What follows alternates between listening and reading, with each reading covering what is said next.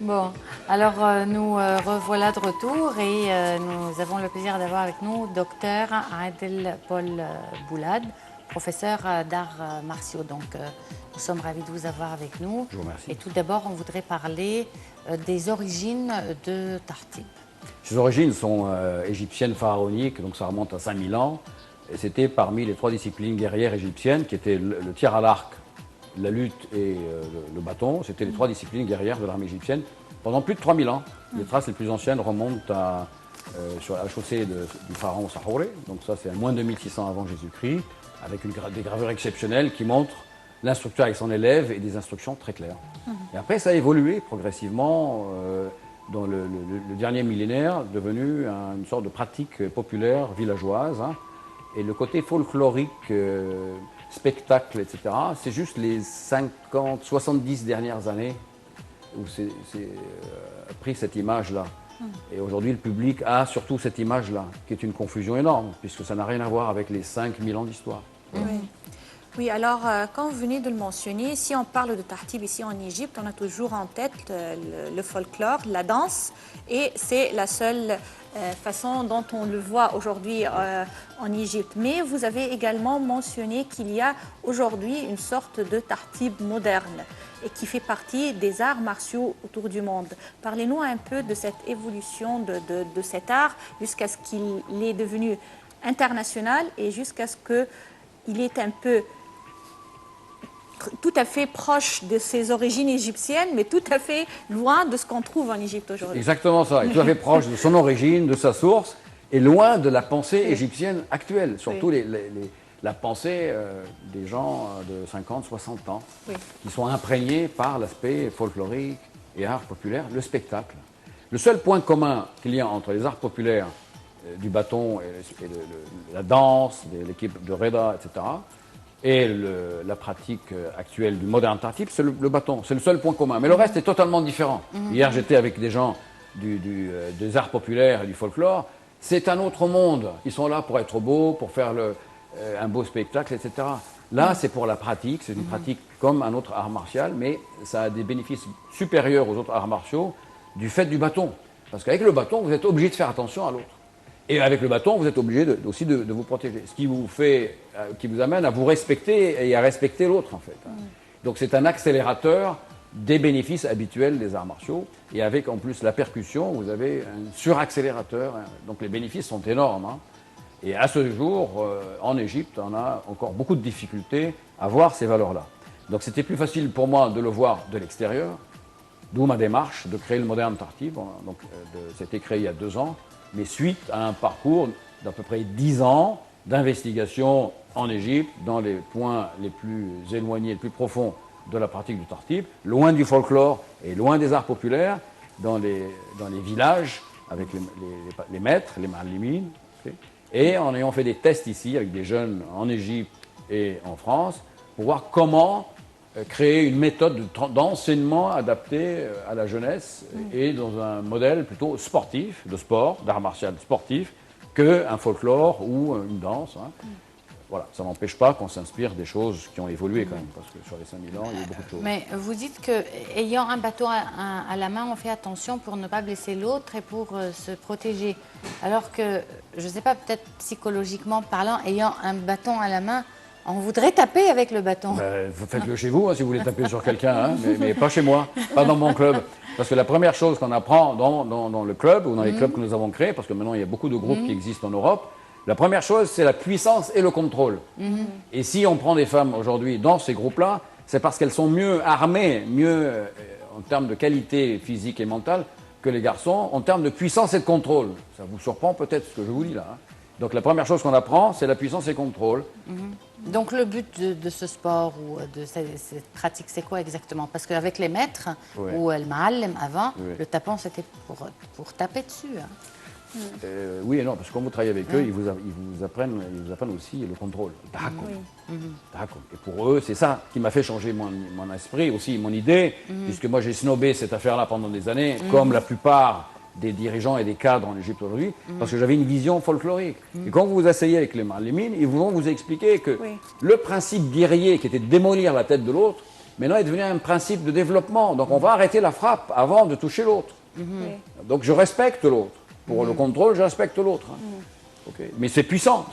Donc quand on fait maintenant des joutes, des combats en compétition, quand j'ai effleuré la tête, j'ai gagné. Et quand j'ai touché 3 fois au corps, j'ai gagné. Donc c'est soit 3 fois au corps, soit un effleurement à la tête. Mais si on touche le coude ou un poignet, ou on touche fortement, ou on touche la tête, en contact fort, on élimine la personne. Donc c'est interdit. Donc il s'agit juste de toucher, d'effleurer. D'effleurer la tête. Si on touche un peu fort la tête, on élimine la personne. C'est interdit. Et interdit de frapper sur les coudes. C'est très difficile. Il faut être protégé quand même. Est-ce qu'on protège la tête, par exemple? Quand vous protégez, à ce moment-là, si vous vous protégez, moi je vais taper fort parce que vous êtes protégé. Alors quand vous n'êtes pas protégé, je dois faire attention. Et si je vous touche, je suis éliminé. Oui, mais il y a toujours le risque d'être blessé. Oui, mais c'est pour ça qu'on apprend depuis le début. On apprend au départ, puissance et contrôle. Oui, on commence à quel âge à apprendre cet art? Le plus jeune qui a commencé avec nous avait 13 ans et c'est un de nos meilleurs élèves. C'est Gabriel, vous pouvez le voir sur les vidéos. Là, non, là c'est Arthur que vous êtes en train de voir. Il va peut-être passer après. Mais ça, c'est l'art de Tartib égyptien ou plutôt c'est asiatique, ce qu'on voit sur l'écran. Qu'est-ce que vous voyez sur l'écran? Là, l'image avec le groupe qui est en train de faire... Qu'est-ce qui est asiatique? C'est le genre d'art martial qu'on trouve dans les films Jackie Chan. Moi, ça m'amuse beaucoup quand on me dit « Ouais, ça c'est comme l'Asie, c'est comme le taekwondo. » Non, c'est comme l'Égypte ancienne. Alors là, c'est comme l'Égypte ancienne. Il faut bien expliquer ça parce que oui, il y a... C'est un point important. C'est comme rien du tout, sauf c'est comme l'Égypte ancienne. Et c'est gravé depuis 5000 ans et codifié depuis 5000 ans. Donc voilà, honorons nos ancêtres, ils l'ont fait bien avant les Asiatiques, bien avant le taekwondo, vous comprenez? Mais là, le bâton, il est moins long et plus fin, non? Le bâton mesure 1,30 m, le diamètre est de 3 cm, hein, et il est en rotin, c'est-à-dire que le contact n'est pas destructeur, alors on ne prend pas un bois dur comme ça, par exemple, hein. Le rotin est souple, c'est le bois qu'on utilise pour fabriquer les meubles de jardin, là, qui est souple, hein. Et puisqu'on est là en pratique pour encourager et faciliter la pratique. Mais ce sport, on ne peut pas le considérer comme un sport d'autodéfense, par exemple. Si on se fait attaquer dans la rue et qu'on fait du tartib, si on n'a pas de bâton, ça y est, on est perdu. D'après vous, quelle est la meilleure méthode d'autodéfense? Je ne sais pas, de savoir se protéger. De courir. Oui, peut-être, et de crier. Alors de courir, de crier, et quoi d'autre? Crier. D'éviter peut-être les endroits, d'éviter les provocations, voilà. Et de se comporter. Donc c'est le comportement la meilleure méthode de défense.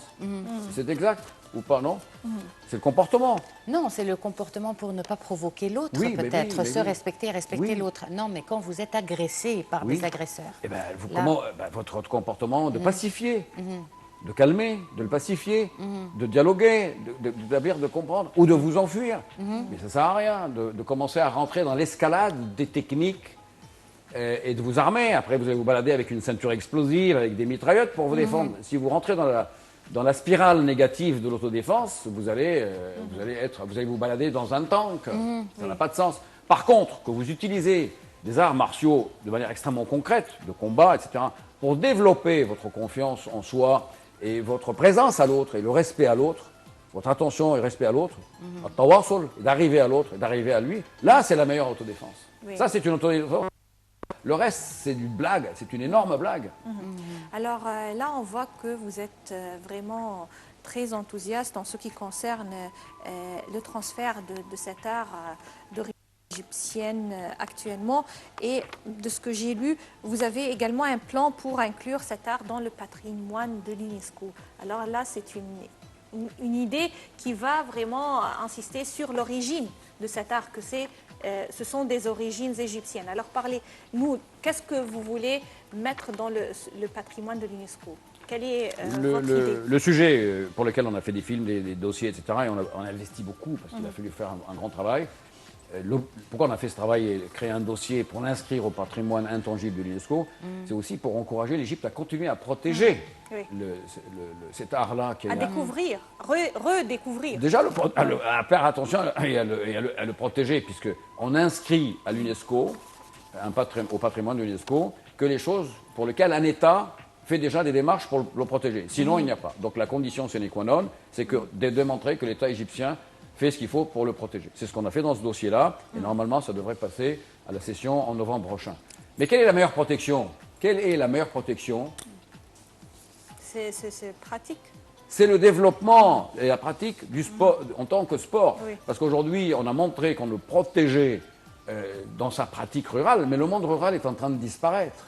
Donc on a aussi montré, un, que les femmes commençaient à s'intéresser, à rentrer dans la pratique, et deux, qu'ils se développaient, on commençait à le développer comme sport. Et c'est ça qui va rassurer les gens que, effectivement, l'État égyptien protège le tartib en le développant. Mais si les femmes commencent à rentrer dans la pratique, là... C'est la fin du monde, hein? Non, C'est ce que vous alliez pour dire. les hommes. Pour les hommes. Ah, je ne sais pas, c'est ce qu'on me dit. Hein. Non, mais je vous dirais, là, vous touchez à l'authenticité du patrimoine, puisque pour le patrimoine proprement parlant, c'était quelque chose réservé aux hommes et non aux femmes. Ah oui, alors le patrimoine n'évolue pas? Non, je vous pose Non, une mais, question. à évolué. mon avis, il faudrait le garder pareil. authentique. Ah, c'est quoi authentique alors? C'est quoi authentique? Authentique, c'est-à-dire tel qu'il est. Et non, il a évolué. La chose a évolué pendant 5000 ans. Le vêtement a évolué, la pratique a évolué, tout a évolué. Nous sommes dans un moment historique. Si aujourd'hui, la manière de le protéger, c'est de transformer en sport, c'est une première chose. Si on laisse la femme dehors, on perd 50% de l'humanité, qui est une stupidité monumentale. Pourquoi? Parce que puissance et contrôle, moi j'ai fait une thèse en physique, ok? Oui. Et vous connaissez la formule E, énergie égale 1/2 de la masse multipliée par la vitesse au carré. Non, ça vous dit rien du tout. Si, si. Ça vous dit Pour quelque moi, chose. oui, Donc, rien. quand vous donnez de la vitesse à un objet, vous générez une puissance. Un objet léger, vous donnez beaucoup, parce que c'est multiplié par la vitesse au carré. Donc plus vous donnez la vitesse à l'objet, plus vous générez de la puissance. Alors, qui est de l'homme ou de la femme la personne capable de mobiliser l'ensemble de son corps, mais pas uniquement la main, l'homme est fort, etc. Qui est-ce qui a la plus grande souplesse mentale et physique de l'homme et de la femme pour mobiliser, mettre en mouvement l'ensemble de son corps? Je vous pose la question. C'est la femme. La femme, oui. Ah bah, ça c'est la première réponse. Moi je dis peut-être. C'est pour ça que dans le doute, je dis venez. Hein. Ça c'est par rapport à la puissance. Donc la femme, normalement, elle est capable de délivrer une plus grande puissance que l'homme, parce qu'elle met tout son corps. Elle met 60 kilos, si vous pesez 60 kilos ou 50 kilos, alors que l'homme ne va mettre que 15 kilos avec ses forces, sa adalat, etc. Mais c'est limité. On aura l'impression que c'est fort. Et surtout, il bougera beaucoup moins vite, beaucoup moins rapidement. Alors, quel genre d'exercice ou d'entraînement vous proposez à ceux intéressés à ce moderne tartib? Nos entraînements hebdomadaires, il y a 2-3 entraînements par semaine. Qu'est-ce qu'ils viennent faire? C'est-à-dire pour maîtriser l'utilisation du Il y bâton? a plusieurs aspects. Il y a la préparation physique. Il faut renforcer le train inférieur, la souplesse générale. C'est là où la femme, effectivement, montre des aptitudes beaucoup plus fortes. La pratique du bâton, être très habile avec le bâton, des lancers, des transferts, et la tenue du bâton aussi, de manière à ce que le corps et le bâton fassent un. Et ensuite, on rentre dans les techniques de défense, les techniques d'attaque, les techniques de combat. On a des techniques codifiées. Et après, petit à petit, on va vers la joute libre, le combat libre. Et pour faciliter tout ça, moi, j'ai créé 8 formes, tashkilat, qui sont, par exemple, les équivalents de kata, au taekwondo, les etc. Qui sont en fait l'inventaire de tous les secrets que j'ai recensés en Haute-Égypte, puisque moi, en allant pratiquant en Haute-Égypte pendant des années avec mes lunettes d'arts martiaux, à l'abeille, j'ai pu détecter tous les secrets. Les secrets sont dans les mouvements des jambes et dans les déplacements, ils ne sont pas dans la main, ils sont dans l'attitude et dans le respect de l'autre, etc. Donc ça, c'est les tashkilat, c'est les formes. Donc dans un cours, vous avez ça, vous avez l'échauffement, la préparation, la mise en train, les techniques. Il y a aussi les pas d'ancrage, ce que certains appellent les pas de danse, avec la percussion. Ensuite, on rentre dans des joutes codifiées, structurées, on sait exactement ce qu'on va faire. Ensuite, dans des joutes libres, debout ou au sol, des joutes au sol. Et la pratique de ces tashkilat, soit seul, soit en groupe, soit à deux, soit à plusieurs. Et ensuite, avec 2-3 attaquants sur un, etc. Donc, il y a Et tout ça, c'est codifié dans ce bouquin qui est publié maintenant au niveau international, pour lequel la version préliminaire était faite en arabe et en français, et que j'ai fait valider par les Ma'allimines en Haute-Égypte, et qui ont même consacré le fait de changer la tenue et consacré le fait qu'on rentre le combat de 3-4 attaquants sur un. Alors qu'en Haute-Égypte, actuellement, le Mubarza, l'ajoute, c'est 1 contre 1. Vous êtes le seul dans le monde à vous intéresser à ça et à vous investir pour cette transformation de tartib en un sport, ou bien il y a un groupe de gens qui sont intéressés et qui partagent Maintenant, ce il y a même un groupe, intérêt? il y a plusieurs choses. Il y a un groupe d'instructeurs qui sont maintenant, qui s'émancipent. Il y a des sections à Londres, il y a des sections à la garde républicaine, à l'Haras al-Goumouri al-Faransi. Il y a une section à la garde républicaine à Paris, pourquoi il n'y aurait pas au Caire, hein. Il y a une section à l'université, à Sciences Po, à Sciences Po, etc. Qui pratique ce genre de tartib? Il y a des instructeurs, il y a des étudiants, des jeunes. Et il y a donc il y a des instructeurs, donc je ne suis pas seul, je ne suis plus seul. Mais c'est vous qui avez initié ça. Qui a initié effectivement le mouvement, la création de la structure, de la codification des techniques d'enseignement, hein, après toute cette investigation dans les écoles en Égypte, à Minya, à Beni Hassan, au Caire et dans les lycées parisiens, pour voir comment les jeunes peuvent recevoir ça. Donc c'est moi qui ai initié, codifié cette affaire-là et structuré sous forme de moderne tartib, avec la structure qui existe à l'extérieur.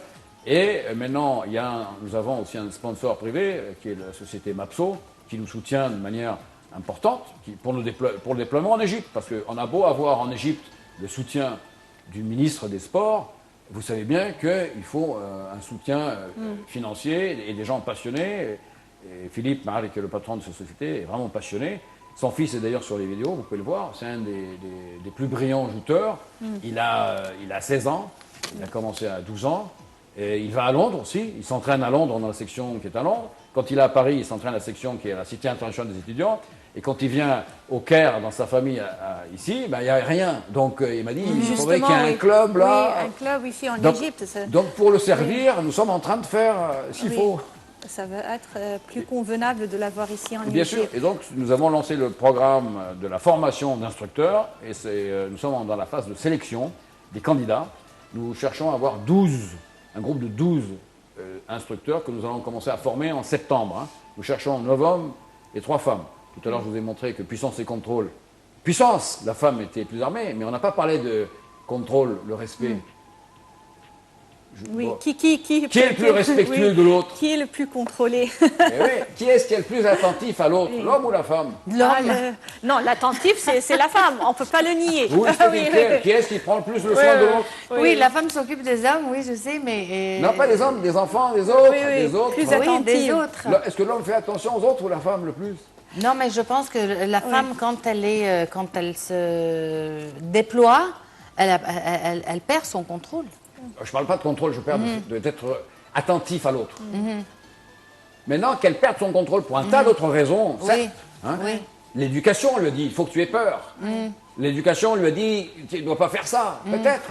Mais dans sa constitution, elle est plus attentive à l'autre. Oui ou non? Oui, bien sûr. Alors, mais il faut se méfier quand même, si on va pratiquer le tartib face à une femme, si on l'énerve, on ne peut pas... Voilà, elle ne va pas s'arrêter et garantir les résultats. Vous avez Mélanie, qui est une de mes meilleures élèves, hein, Rama, qui était une Égyptienne qui est venue pour la première fois, il y a très récemment, pratiquer.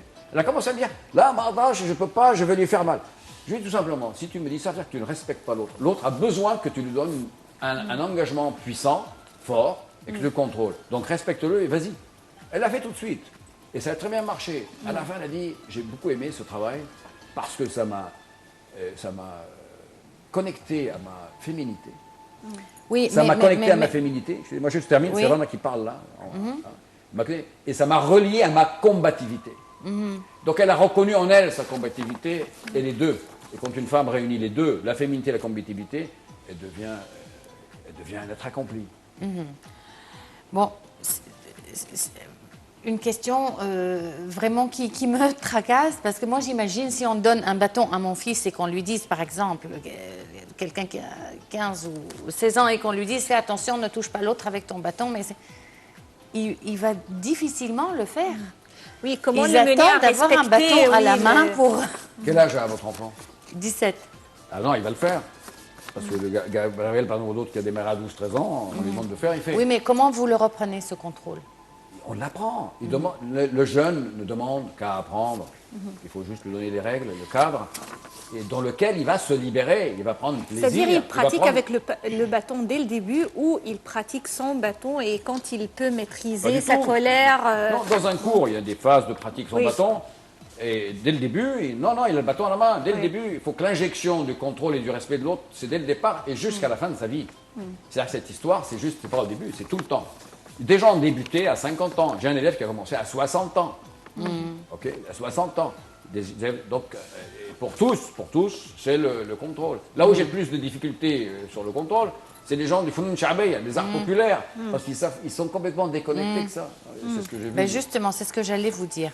Vous vous intéressez maintenant au tahtib en tant que sport ou en tant que aussi danse folklorique? Mais depuis le départ, enfin, j'étais peut-être pas été clair au départ, mais pas du tout comme danse folklorique. Il y a plein de gens qui s'en occupent de manière très brillante comme danse folklorique. Qu'est-ce que vous voulez que j'y apporte?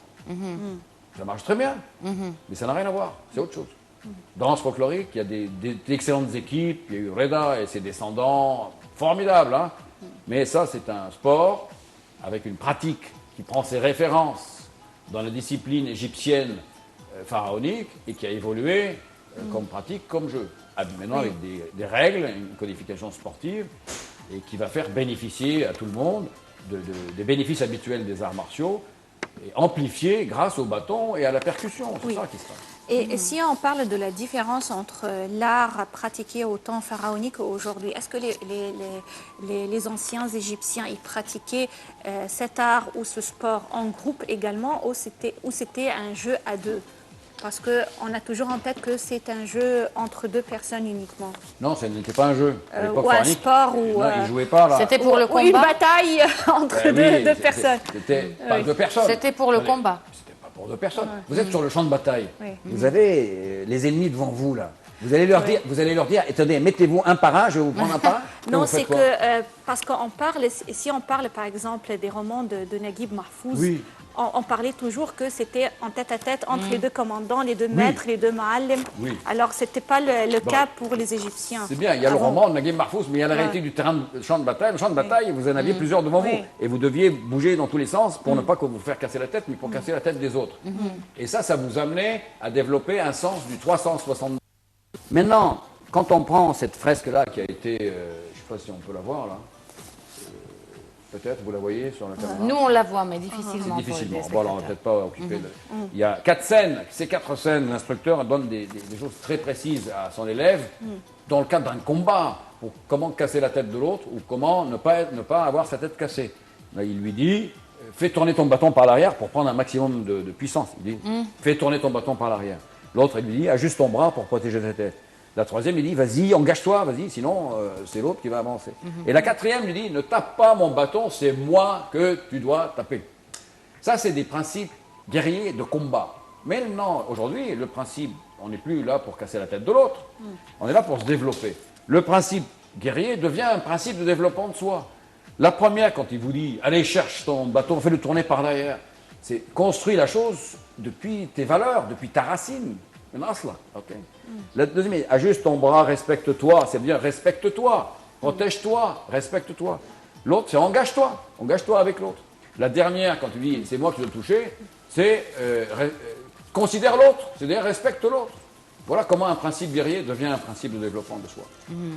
Bon, c'est vraiment très intéressant et on aurait voulu vraiment parler plus avec vous. Mais le temps consacré à l'émission est terminé. On vous remercie beaucoup d'avoir répondu à notre invitation. Si grâce à vous, on pouvait avoir des candidates féminines déjà dans des clubs sportifs pour les rentrer dans le programme du Train the Trainer, qui démarre en septembre, qui sont soit dans le taekwondo, ou l'aïkido ou le karaté. Quels sont les critères? Les critères, ce sont des jeunes femmes et des jeunes hommes sportifs, déjà inscrits dans un club. Pourquoi? Parce que le principe du Train the Trainer, il y aura des stages intensifs, il y en aura 7. Et entre chaque stage intensif, il y aura la transmission de chacun dans son club de ce que la personne a appris pendant un mois et demi. Et moi, je ferai la supervision. Ce qui fait que l'instructeur qui se développe va apprendre en apprenant aux autres. En mai prochain, il y aura plus de 300 personnes qui vont pouvoir faire le premier tournoi égyptien du Modern Tartib avec le ministre des Sports. Alors, c'est une tranche d'âge. On voudrait juste connaître la tranche d'âge. Tranche d'âge, c'est quand le mutakharrek de Tarbiya Riyadiyya, c'est combien? 25 ans, 27 ans? Non, 20, 21 ans. Non, ils ont 4 ans d'études après le bac. 24 à peu près. Bon, disons à partir de 25-27 ans jusqu'à 40-42, parce qu'après, c'est plus difficile de faire changer les mentalités. Oui. Docteur Adel Paul Boulad, on vous remercie infiniment vraiment de nous avoir présenté et introduit cet art égyptien. Et on espère bien trouver des bons candidats et candidates pour commencer le club ici en Égypte. Et je crois que c'est ainsi qu'on termine cette édition. Bonjour l'Égypte. Oui, tout à fait. On vous remercie aussi de nous avoir suivis. On se retrouve donc demain à la même heure avec une nouvelle équipe et une nouvelle édition de Bonjour l'Égypte. Au revoir.